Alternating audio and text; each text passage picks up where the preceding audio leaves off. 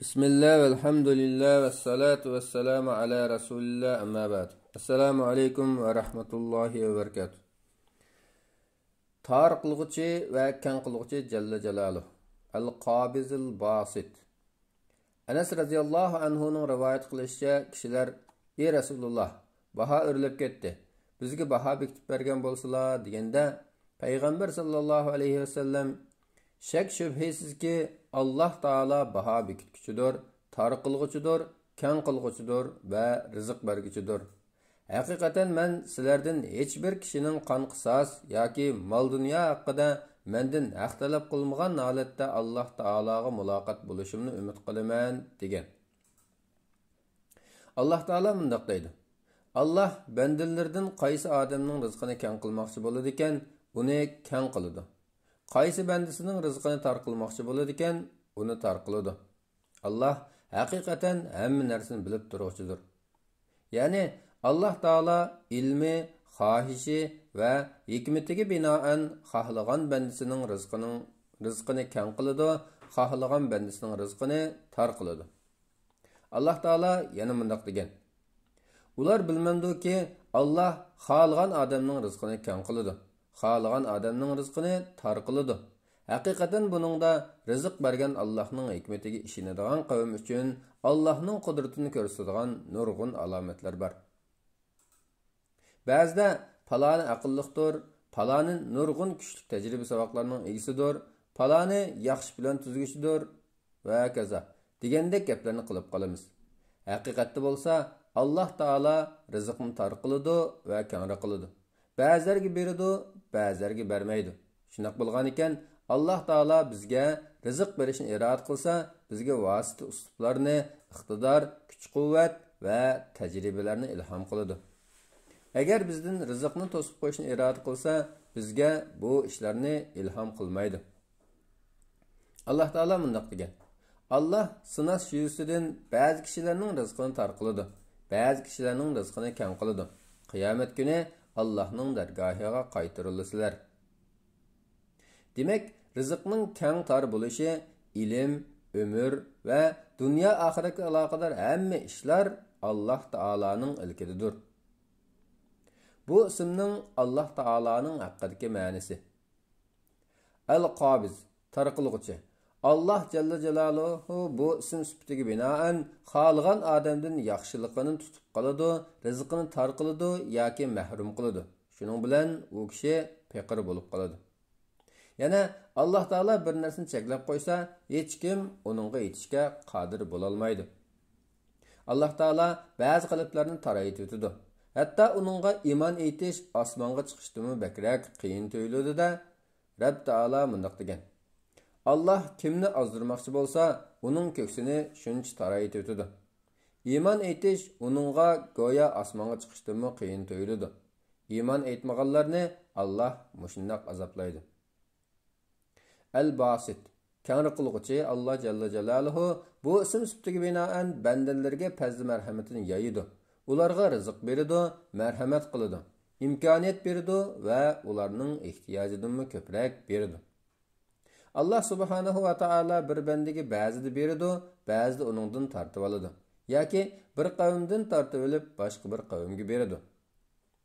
Allah Taala bandasiga bir narsani bersa, hech kim uni to'sib qola olmaydi.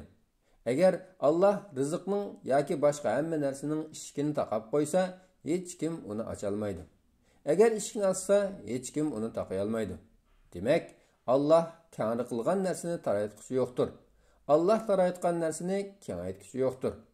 Allah Taala mundaq degan: Allah rahmatidan kishilarga ochgan narsani hargizmi to'sib qola olg'uchi bo'lmaydi. Allah rahmatidan to'sgan narsani Allah to'sgandan keyin uni hech qo'yib bergichi bo'lmaydi. Allah g'olibdir, hikmat bilan ish qiluvchidir. Allah Taala xohlagan qalblarni shatquramni quchimdiradi va yomg'ir kabi turli tuman yaxshiliklarni tushirib beradi. Allah Taala mundaq degan: Allah ko'ksini islom uchun kang qilgan, Parvardigorining nuri ustida bo'lgan odam diliko'r odam bilan o'xshashmi? Allah'ның zikrini tark etkenlikten dillari qetib ketkenlerge vay. Ani shular ro'shan gumrohlikdadir. Allah Taala yana mundaq degan: Ey Muhammed, sening ko'ksingni hidoyat, hikmat va Qur'onning nuri bilan keng qilmadikmi? Tarqilg'uchi va kengri qilg'uchi Alloh yana xohlagan kishidan ilmni tortib oladi. Xohlagan kishiga ilmni kengri beradi. Rabbimiz azza va jalla mundaq degan. Payg'ambari ularga Alloh haqiqatan sizlarga Talutni podshoh qilib avatdi dedi. Ular payg'ambarga e'tiroz bildirib, "U qandoqmi bizga podshoh bo'ladi? Aramizda podshoh avlodlari bo'lganlikdan podshohlikqa biz uning haqliqmiz. Uning ustiga uning mol-mulki ko'p bo'lmagan tursa" dedi. Payg'ambar Alloh haqiqatan sizlarga podshoh qilishga uni ixtiyor qildi. Uning ilmini ziyoda va badanini qobil qildi. Alloh saltanatni xohlagan odamga beradi. Allohning fazli kengdir. Uningga kimning loyiq bo'ladiganligini obdan biladi, dedi. Payg'ambar sallallohu alayhi vasallam mundaq degan: "Haqiqatan Alloh ilmni bandalarning dillaridan bir yo'lga tortib elib etmaydi, lekin ulamolarni elib ketish orqali ilmni elib ketadi. Oxiri birer olimni qo'ymaganda kishilar bilimsizlarni o'zlariga yetakchi qilib oladi. Shuning bilan ulardan masala so'ralsa, bilmay turib fatvo berishadi-da, o'zlarini azidu, boshqalarni azdiradi." Bu ikki ismni ayrim-ayrim emas, birga zikr qilishning vojib bo'ladiganligi. Bu go'zal ismlar birini yana biridan ayrim zikr qilish joiz bo'lmaydigan, har ikkisini teng tilga elish orqali Alloh taolaga madiya o'qiladigan qarama-qarshi ma'nodagi ismlardir. Masalan, kengri qilg'uchini tilga olmasdan tor qilg'uchini ayrim zikr qilishimiz, yuqori qilg'uchini tilga olmasdan tovan qilg'uchini zikr qilishimiz joiz bo'lmaydi. Chunki mutlaq kamolat ikki sifatning yig'indisi bilan hosil bo'ladi. Masalan, Alloh taolani tor qilg'uchi degan sifat bilan zikr qilsak, Alloh taolani cheklig'uchi, bexillik qilg'uchi deb sifatlab qolgan bo'lamiz. Alloh taolo buningdan pokdir. Agar kengri qilg'uchi degan sifat bilan zikr qilsak, Allohni isrofxo'rlik qilg'uchi deb sifatlab qolgan bo'lamiz. Alloh taolo bunday bo'lishdan pokdir. Lekin Alloh taolani tor va keng qilg'uchi, al-Qabizul Basit deb har ikki sifat bilan zikr qilsak, qudrat va hikmat bilan sifatlagan bo'lamiz. Alloh subhanahu va taolo mundaq degan: Alloh sinash uchun ba'zi kishilarning rizqini tor qiladi, ba'zi kishilarning rizqini keng qiladi. Qiyomat kuni Allohning dargohiga qaytarilasizlar. Ya'ni bu oyatda ikki sifat birga zikr qilindi. Alloh taologa bu ikki go'zal ismi bilan qanday ibodat qilamiz? Birinchi, Alloh taoloning rizqini tor va keng qilishida cho'nqur hikmat bor deb iymon etishimiz kerak. Ya'ni Allohning ba'zilarining rizqini tor, ba'zilarining rizqini kengri qilishida cho'nqur hikmat bordir. Chunki boylik, mol dunyo bir qism insonlarning buzg'unchilik qilishga va haddidan ishq elib borsa, faqirlik ba'zi kishilarni osonlashtirib qo'yishi va Rabbiga qarta yomon o'ylarga elib berishi mumkin. Demak, Allohning ba'zilariga berib, ba'zilariga bermasligi ol Allohning bandalarini va ularga nimaning yaxshi, nimaning yomon bo'lganligini biladigan azaliy ilmiga ergashishdir. Shuning uchun ko'pincha vaqtda tarqilish, kengri qilish ma'nosidagi kalimalar bilish, xabardor bo'lish ma'nosidagi kalimalar bilan birga keladi. Osmonlarning va zaminning xazinalarining ochqishlari Allohning ilkidir. Alloh xohlagan kishining rizqini sinash yo'sidan kengri qiladi, xohlagan kishining rizqini baloga mubtalo qilib sinash yo'sidan tor qiladi. Alloh haqiqatan hamma narsani bilib turg'uchidir. Agar Alloh bandalarining rizqini keng qilsa, ular albatta zaminda fitna fasod taraydi. Lekin Alloh xohlagan narsani o'lcham bilan tushiradi. Alloh haqiqatan bandalarining ahvolidan to'liq xabardordir, uni ko'rib turg'uchidir. Bilishimiz kerakki, Alloh subhanahu va taolaning bir kishiga dunyolikda ma'lum bir sohada keng rizq berganligi Allohning u kishidan rozi bo'lganligini bildirmaydi. Shundaqla Allohning bir kishining rizqini tor qilganligini Allohning u kishiga g'azab qilganligini ham bildirmaydi. Hargiz unaqa emas. Ish uning aksidir. Chunki Alloh ba'zi do'stlarga rahmat qilish yo'sidan ularning rizqini tor qiladi. Ba'zi dushmanlarga muhlat berish, arg'amchini uzun qo'yib o'tish yo'sidan ularning zo'lisini cho'ng qiladi. Bu nuqtani Alloh taolaning bunu so'zlaridan tushunib olamiz. Parvardigori insonni sinab aziz qilsa va uningga ne'mat bersa, u Parvardigorim meni aziz qildi deydi. Parvardigori insonni sinab rizqini tor qilsa, u Parvardigorim meni xor qildi deydi. Hargiz undaq emas. Sizlar yetimni hurmat qilmaysizlar. Ular bizning ularga mol-mulk va avlodlarni berganligimizni o'zlariga tez yaxshilik qilganlik deb o'ylamdi. Hargiz undaq emas. Ular uqmaydi.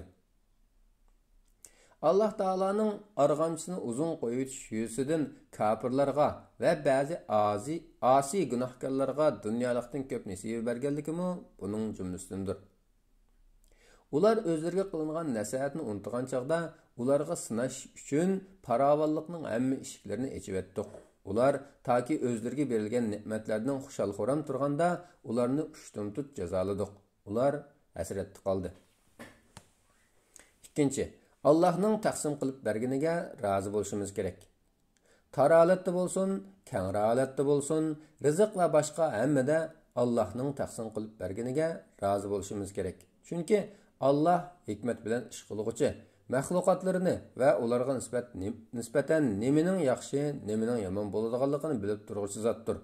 Har vaqt va hamma holatlarida Allohga hamd sanolar bo'lsin. 3. O'zimizni boshqalarga berishga, sarf qilib turishga odatlantirishimiz kerak. Alloh taolo meliga, ilmiga barakat bergan, jamiyatdagi o'rnini yuqori qilgan kishiga Allohning berganidan sarf qilib turishi, Alloh taolo uning yaxshilik qilgandek, umu Allohning bandalariga yaxshilik qilishi vojibdir. Banda sarf qilganini munchilik qildim deb hisoblashni nazar aylish kerak. Bo'lmasa Alloh taolo uningga hisoblab beradi. Yana bexillik qilishdan nazar aylish kerak. Bo'lmasa Alloh taolo uning rizqini tor qilib qo'yadi. Payg'ambar sallallohu alayhi vasallam aytganki, Alloh taolo mundaq deydi: "Ey bandam, sarf qilgin, shundala sangam sarf qilinadi." Payg'ambar sallallohu alayhi vasallam yana mundaq degan: "Allohning qo'li to'shiqdir. Allohning kech-kunduz hamma vaqtda sarf qilib turishi Allohning mulkidagi narsani qilchilikmi kamaytib etmaydi." Allah osmonlarni va zaminni yaratgandan tortib sarf qilayotgan narsani ko'rmadinglarmi? Haqiqatan bu Allohning mulkidagi narsani kamaytib qo'ymadi. Allohning arshi suvning ustidadir. Allohning yana bir qo'lida qabz qilish, ya'ni o'lim bor. Allah yuqori ko'taradi, tavan qiladi. Payg'ambar sallallohu alayhi vasallam yana mundaq degan: "Kimki halol kasb bilan topgan melidan xo'rma chog'liq narsa bo'lsin sadiq qilsa, Alloh taolo faqat halolni qabul qiladi. Alloh taolo uni o'ng qo'li bilan qabul qiladi." Andin shu xo'rma chog'liq narsani xuddi sizlarning biringlar o'z toychiqini obdan beqib o'stirgandek o'stirib, sadiq qilg'uchi uchun uning savobini tog'dak so'raytib beradi. Kimki rizqi tor bo'lib, turmushda qisqachilik tortgan bo'lsa, birla Allohga Rabbining yordami va fazlini talab qilgan holda iltijo qilsin. Banda shuningga shaksiz ishonish kerakki, boshqalarga bergan Alloh uningga berishga albatta qodirdir. Allohni hech narsa ojiz qila olmaydi. Banda yana bilish kerakki, eng chong mushkulat faqirlikda emas, balki mol dunyoning fitnasiga uchrashdidir. Amr ibn Af al-Ansari radhiyallohu anhu rivoyat qiladi-ki, Payg'ambar sallallohu alayhi vasallam Abu Ubayda ibn Jarrah radhiyallohu anhu ni Bahraynning jizyasini elib kelishga buyurgan edi. U Bahrayndan mol elib keldi. Ansarlar buni angladi. Ular masjidga kelib, bomdodni Payg'ambar sallallohu alayhi vasallam bilan birga o'qishdi. Payg'ambar sallallohu alayhi vasallam namozdan qaytganda, ular u zotning oldini to'sishdi. Rasululloh ularni ko'rib kulimsirab, Abu Ubaydaning bir narsa elib kelganligini anglabsizlar-da, degan edi. Ular shundoq ey Rasululloh deyishdi. Shuning bilan Payg'ambar sallallohu alayhi vasallam sizlarni xushal qiladigan narsa bilan shodlaninglar va uni kutinglar. Alloh taolo bilan qasamki, sizlarning yo'qsul bo'lib qilishinglardan qo'rqmayman. Lekin burunqilarning boy bo'lib ketganidek, sizlarningmi boy bo'lib ketishinglardan, shuning bilan burunqilarning boyliqqa haddidan ziyoda berilib ketib halok bo'lganidek, sizlarningmi boyliqqa haddidan ziyoda berilib ketib halok bo'lib ketishinglardan qo'rqaman, dedi. 4. Bilishimiz kerakki, eng katta ne'mat kengirchilik qalbning iymon nuri bilan nurlanib, gunoh ma'siyatning kirlaridan qutulishi uchun uningga ato qilingan hidoyat va rahmat ne'matidir.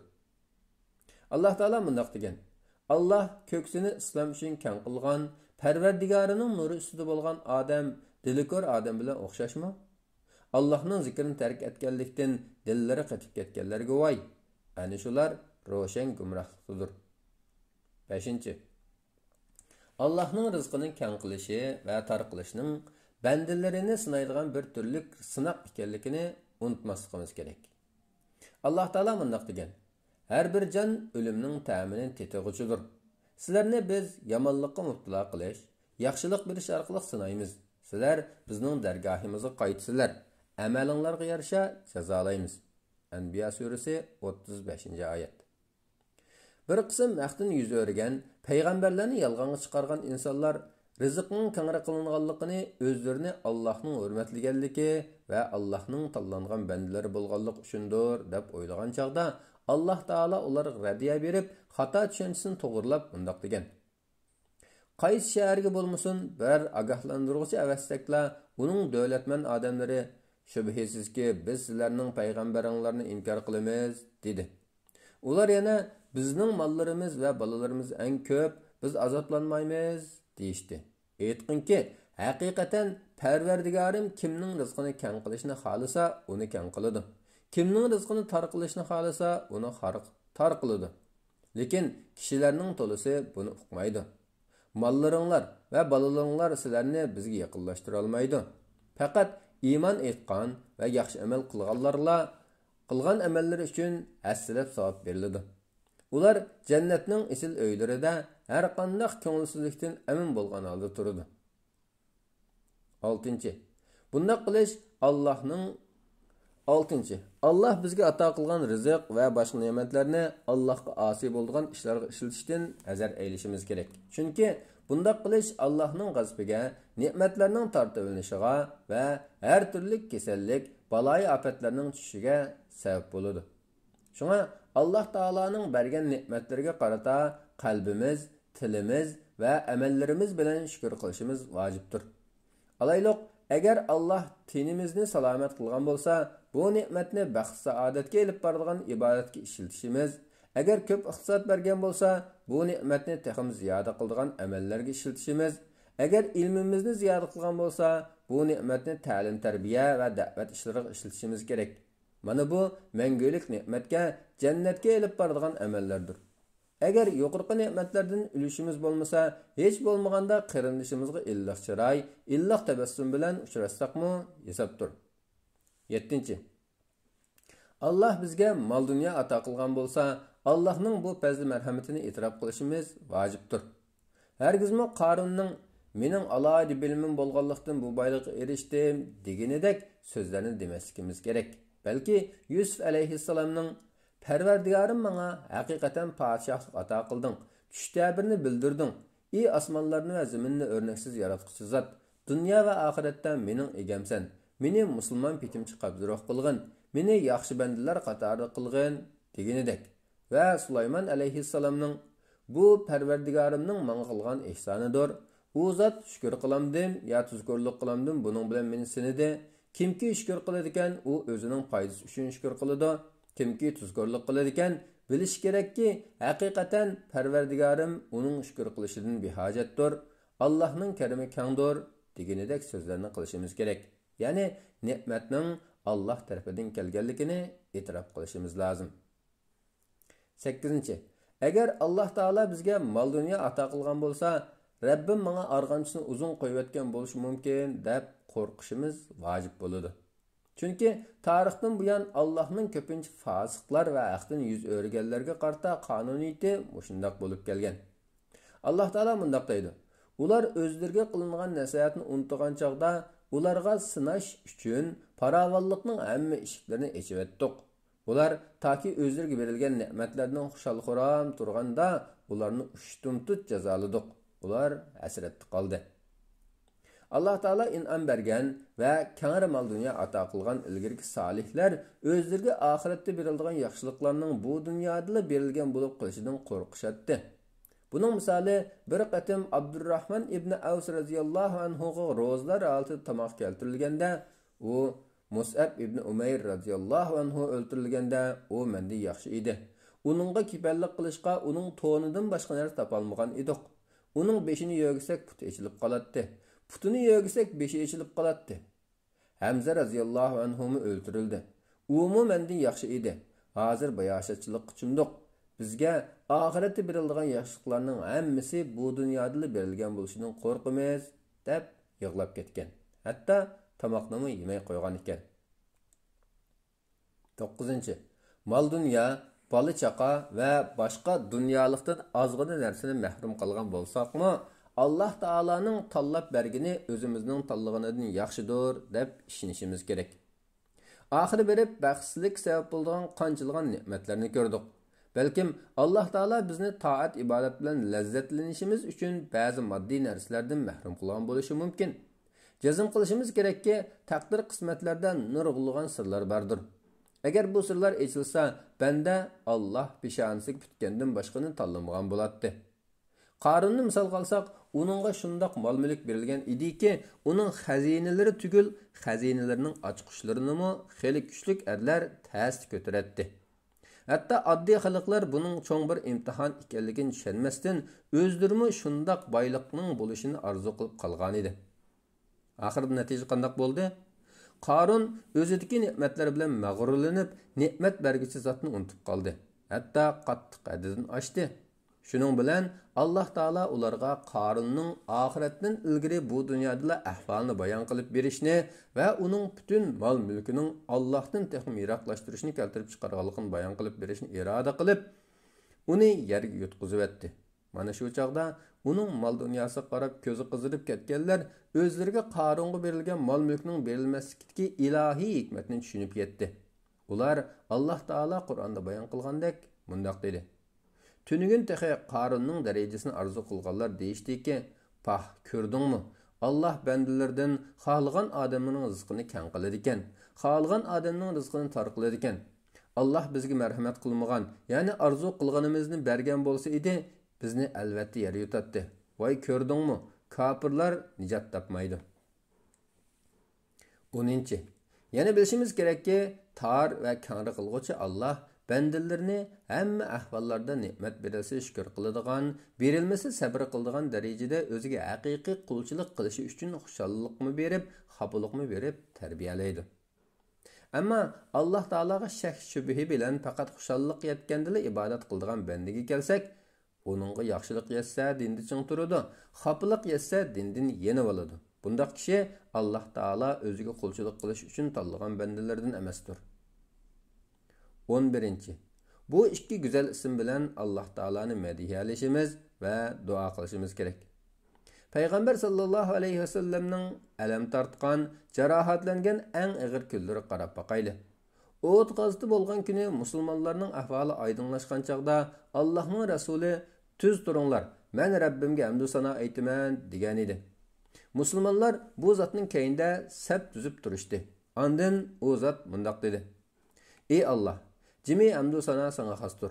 Ey Allah, sen rahmetingdan yeyip bergen narsini tarayetqışı yoktur. Sen tarayetqan narsini kangır qılğıcı yoktur. Sen azdırğanni hidayet qılğıcı yoktur. Sen hidayet qılğan kişini azdırğıcı yoktur. Sen tosup qalğan narsini bergücü yoktur. Sen bergen narsini tosup qalğıcı yoktur. Sen yiraqlaştırğanni yaqınlaştırğıcı yoktur. Sen yaqınlaştırğanni yiraqlaştırğıcı yoktur. Ey Allah, bizge bereketlerin, rahmeting, fazling va rizqingdan kangri ham mo'l bergin. Amin. Ulug' Allohdan menga, ota-onamga, ustozlarimga va barliq musulmonlarga kangri rahmat qilishini so'rayman. Amin. Manba Doktor Fawzi Sultanning Al-Qabiz Al-Basit Jalla Jalaluhu degan maqolasi. Tarjimada Muhammad Barat. Assalomu alaykum va rahmatullohi va barakatuh.